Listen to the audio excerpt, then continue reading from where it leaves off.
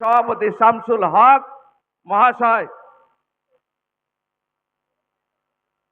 আপনারা জানেন ভারতবর্ষের ইতিহাসে বহু মনীষীর নাম আছে।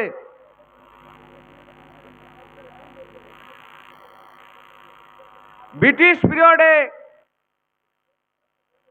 কাজী নজরুল ইসলামকে দেশদ্রোহিতার অপরাধে জেলবন্দি করা হয়েছিল। খবর শোনার সঙ্গে সঙ্গে বিশ্বকবি রবীন্দ্রনাথ ঠাকুর তার বসন্ত নাটকটি কাজী নজরুল ইসলামের নামে উৎসর্গ করেছিলেন। এই খবর শুনে জেলের মধ্যে বসে কাজী নজরুল ইসলাম একটি সুন্দর কবিতা লিখে ফেললেন, আজকে সৃষ্টি সুখের উল্লাসে। পশ্চিমবঙ্গ তথা ভারতবর্ষের ইতিহাস, কৃষ্টি, কালচার আমাদেরকে শেখায় ভ্রাতৃত্ববোধ, মিলেমিশে বাস করার যে ঐতিহ্য। আজকে বিজেপি সরকার এটাকে ভুলিয়ে দেওয়ার চেষ্টা করছে, এটাকে আঘাত করার চেষ্টা করছে। বঙ্গভঙ্গ রোধ করার জন্য রবীন্দ্রনাথ রাস্তায় নামলেন, রাখি বন্ধন উৎসব খুঁজে নিলেন। ফুরফুরার পীর সাহেব আবু বক্কর সিদ্দিকীকে তানার হাতে পরিয়ে দিলেন রাখির বন্ধন, সম্প্রীতির বার্তা। তারই উত্তরসূরি আমাদের সবার প্রিয় বড় ভাইজান আব্বাস সিদ্দিকী মহাশয় সাধারণ মানুষের অসহায় অবস্থার থেকে উদ্ধার করার জন্য, সাধারণ মানুষের পাশে দাঁড়ানোর জন্য, আর্থসামাজিকভাবে পাশে দাঁড়ানোর জন্য গড়ে তুলেছিলেন ধর্মীয় সামাজিক সংগঠন আহলে সুন্নতুল জামাত। তার মধ্য দিয়ে সাধারণ মানুষের পাশে দাঁড়ানোর চেষ্টা করেছিলেন।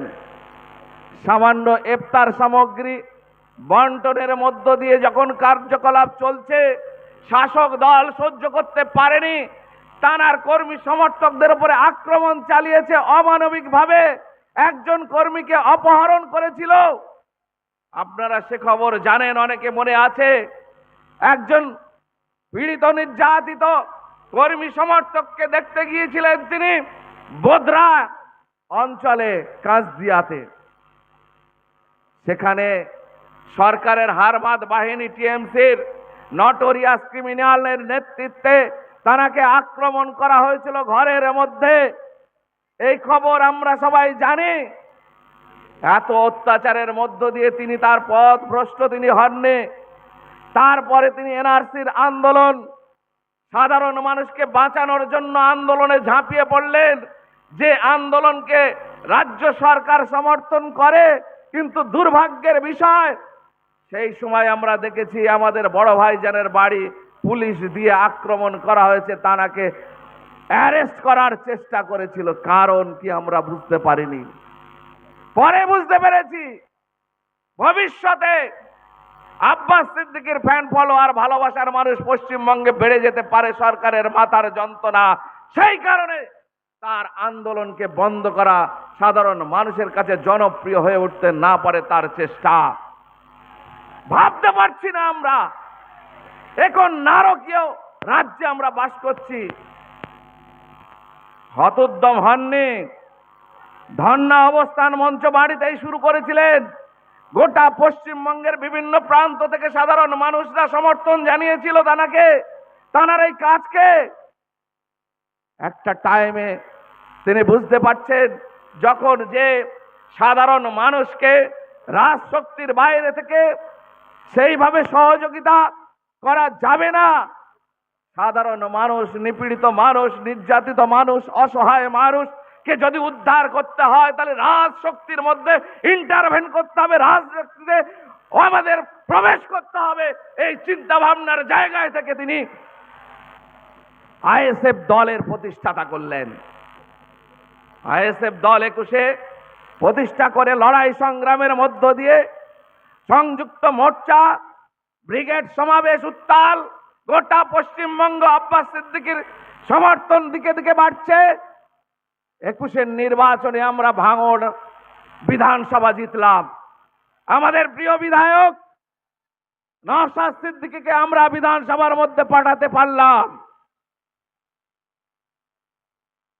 1 বছর অনেক চেষ্টা করেও আমাদের বিধায়ককে ভাঙড়ে ঢুকতে দেবে না। অনেক লড়াই সংগ্রাম, যেখানে আমরা ঘর দেখছি, অফিস দেখছি, রাজি হচ্ছে, কিন্তু পরে সেই বাড়ির সামনে বোমাবাজি হচ্ছে, আক্রমণ হচ্ছে সেই বাড়িওয়ালার উপরে। সেই বাড়ি সে আর অফিস হিসাবে দিতে চাইছে না। ভাঙড়ের মানুষকে ধন্যবাদ, কুন্নিশ সেলাম। আমি নিজে ভাঙড়ের মানুষ, ভাঙড়ের বাসিন্দা। বুক চিতিয়ে একজন এগিয়ে এলেন মাঝেরাইট গ্রামে, তার ঘর দিলেন, বললেন যত অত্যাচার হোক এই ঘর আমি ছোট ভাইজানকে দেব, তাতে আমার জীবন যাক আর থাক। তানার ছেলেকে অপহরণ করা হলো, বাড়িওয়ালার ছেলেকে অপহরণ করা হলো। কি অমানবিক অত্যাচার! 21-এর নির্বাচনের পরে আমাদের বিশেষ করে ভাঙড়ের পাশে যে পূর্ব ক্যানিং, যেখানকার সাধারণ মানুষ অনেক উৎসাহ উদ্দীপনা নিয়ে লড়াইয়ের ময়দানে অধিকার প্রতিষ্ঠার লড়াইয়ে সামিল হয়েছিলেন। রমজান মাসে ভেজানো ছোলাটুকু খেতে দেয়নি, 1 গ্লাস পানি পর্যন্ত খেতে দেয়নি। এই সরকারের গুন্ডা বাহিনী, সমাজ বিরোধীরা আক্রমণ করে গ্রামকে গ্রাম, মানুষকে গ্রাম ছাড়া করেছে, বাড়ির উঠোনে পুকুর কেটে দিয়েছে।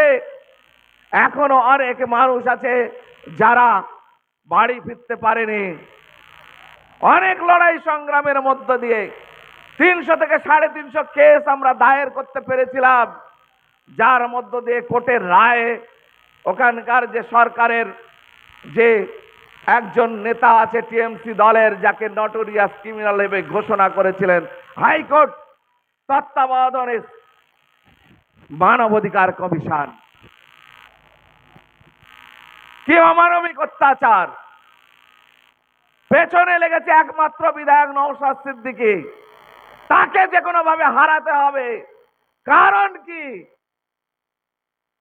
77টার বেশি সিট আছে।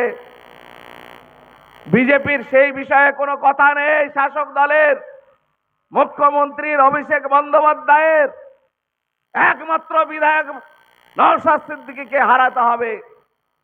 কারণ হচ্ছে কি, নওশাদ সিদ্দিকী গরিব মানুষের কণ্ঠ হিসাবে উঠে আসছে, গরিব মানুষের অধিকারকে সুপ্রতিষ্ঠিত করার জন্য লড়াই করছেন, সংবিধানকে মজবুত করার জন্য লড়াই করছেন।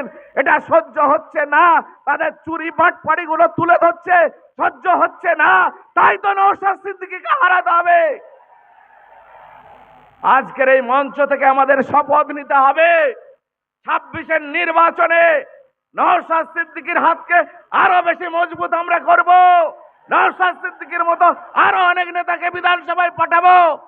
এই শপথ আমরা আজকে নেব তো? এই শপথ আমরা আজকে নেব সবাই।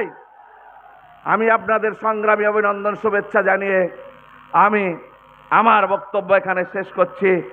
আগামী 26-এর নির্বাচনে সবাই মনের যন্ত্রণাকে ব্যালটে আপনারা প্রকাশ করবেন, এই আশা ভরসা রেখে